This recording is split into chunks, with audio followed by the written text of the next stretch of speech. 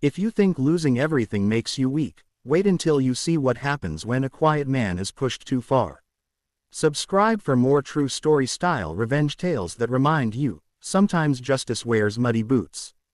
They claimed my farm for a dog park, and at first, I thought it was a joke, one of those ridiculous county proposals that never actually see daylight, but then the surveyors came, pacing my property with their little orange flags, and the reality sank in like a stone in wet soil.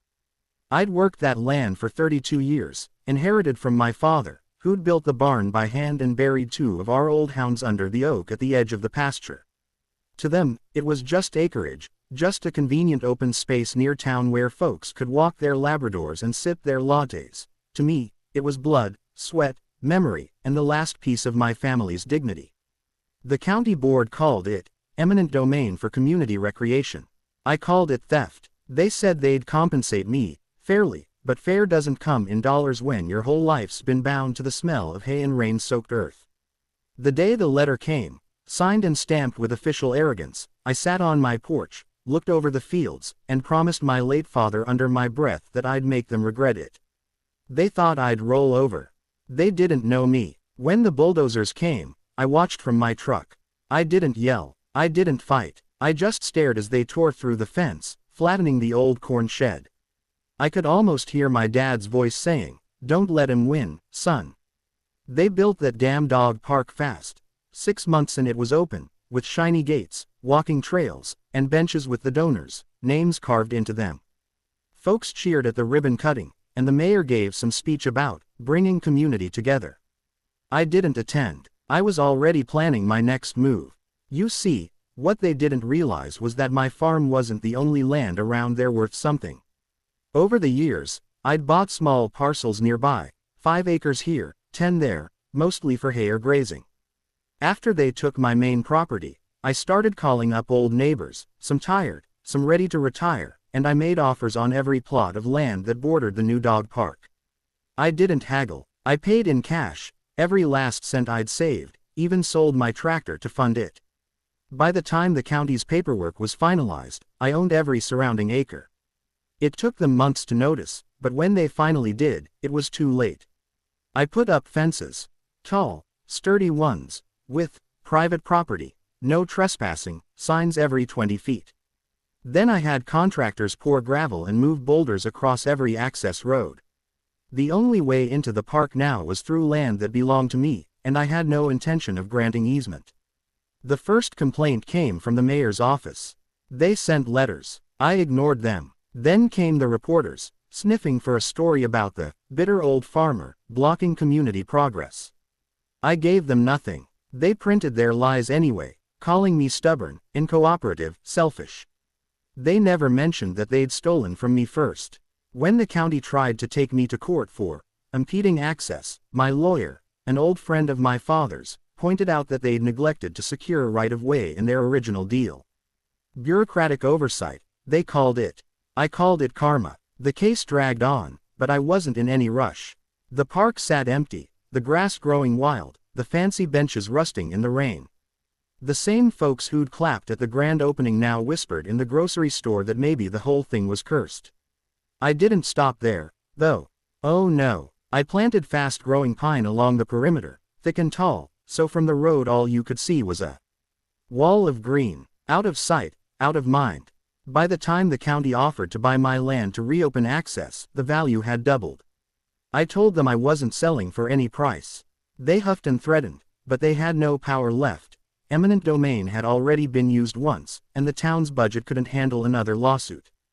That was when I started seeing them, those same officials, driving by slow, eyes squinting through the trees like they were searching for some way in. They'd park at the fence and walk along it, checking the locks, measuring the gates. I'd watch from my porch, coffee in hand, a silent grin spreading across my face. I didn't need revenge to be loud. Quiet revenge sinks deeper. Then one afternoon, a woman from the town council showed up. Said she wanted to negotiate. She was younger, probably thought she could charm me into cooperating. She smiled too much, used words like community spirit and compromise. I listened politely, then asked if she'd ever lost something she built with her bare hands. She didn't answer. She just stared, eyes darting between the porch and the old oak tree where my father's cross still stood. I told her to tell her bosses the park could stay closed until hell froze over. A week later, they tried to sneak in through a back trail, cutting through the woods at night. I caught them, 2 workers and a deputy, trying to install a makeshift gate. I didn't shout. I just stood there with my flashlight, calm as a man could be, and said, "You're on private property." They backed off, muttering about misunderstandings. The next morning, I put up motion lights and cameras. They didn't try again. The story hit local news again, but this time public opinion started shifting. People began asking why the county had wasted taxpayer money on a park no one could enter. A few even came to my side, saying I had every right to protect my land. And slowly, the narrative turned. The officials who'd championed the park lost their next elections. The mayor retired early. The land sat untouched, reclaimed by nature. The walking paths crumbled, weeds swallowing the gravel. The benches tilted into the dirt. On summer nights, I'd walk the boundary line and listen to the frogs croaking in what used to be their dog pond. It was peaceful again, almost sacred. Some nights I'd think about my dad, how he'd shake his head, proud that I'd stood my ground. I wasn't rich anymore, not by a long shot, but I was free. And freedom, I learned, is worth more than anything money can buy. A year later, a new family moved into the area, a young couple with 2 little kids. They asked if I'd ever open up a bit of the land for public walking trails again, not the park, just nature paths. I looked at their kids running through the grass and thought about it. Maybe one day, I told them. But for now, the land needed to heal. They understood. What they didn't know was that I'd already been working on something. I'd started restoring the soil, planting wildflowers and fruit trees. I even built a small shelter by the pond, where I'd sit at dawn with coffee and watch the mist rise. Sometimes, old neighbors would stop by, leaning on the fence, talking about the old days. And when they asked if I ever regretted what I did, I'd say no. Because what I did wasn't revenge, it was respect. Respect for what was stolen, and for what still grows. Years passed, and rumors about the vanished dog park became local legend. Kids whispered that the land was haunted, that dogs disappeared if they wandered too close. The truth was quieter than that. The truth was that some things are meant to be left alone. Then one day, I got a letter, not from the county, but from a woman named Clara, who said she was the daughter of the man who'd led the project to seize my land. Her father had passed away, and in his final days, he'd told her that he regretted everything, that he'd done it for political gain, not for the people. She said he'd asked her to apologize on his behalf. I read that letter 3 times. Then I folded it and placed it in the drawer beside my father's old pocketknife. Forgiveness doesn't come easy, but that day, I felt something uncoil inside me. Maybe some fences aren't meant to last forever.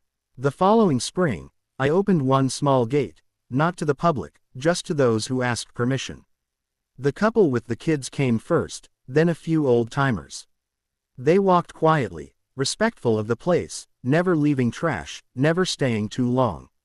It felt right. The land had given enough pain, now it could offer peace. Every now and then, someone would ask about the old dog park, and I'd smile, saying it's still there, somewhere under the grass and wildflowers, where the earth decided it had better uses than vanity projects. Sometimes, I even see dogs run through the meadow, free, unconfined, chasing nothing but their own joy. And in those moments, I think my father would have liked that. I guess, in a strange way, the park found its purpose after all. But I never sold a single acre back.